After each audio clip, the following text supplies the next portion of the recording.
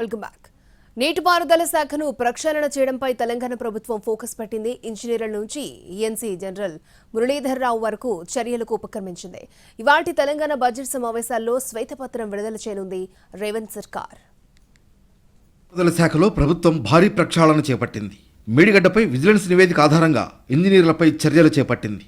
Ramagundam ENC వెంకటేశ్వర్లను తొలగిస్తూ ప్రభుత్వం ఆదేశాలివ్వగా ENC general Muralidhar Rao రాజీనామా చేయాలని మంత్రి ఉత్తమ్ కుమార్ రెడ్డి ఆదేశించారు. మరికొందరు ఇంజనీర్లపైన చర్యలు తీసుకోనున్నట్లు సమాచారం.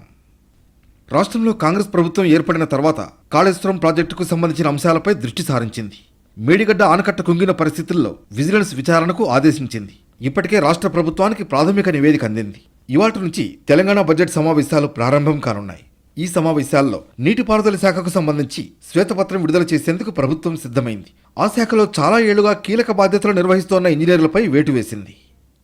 పదవీ విరమణ చేసిన తర్వాత కూడా సర్వీసులో కొనసాగుతున్న ఈఎన్సీ మురళీధర్ రావును రాజీనామా చేయాలని మంత్రి ఆదేశించారు. రామగుండం ఈఎన్సీగా ఉండి కాళేశ్వరం ప్రాజెక్టుకు సంబంధించిన మేడిగడ్డ, అన్నారం, సుందిళ్ల ఆనకట్టలు, పంప్ హౌస్లకు సంబంధించిన పనుల్ని పర్యవేక్షిస్తున్న వెంకటేశ్వర్లను తొలగిస్తూ నిర్ణయం తీసుకున్నారు.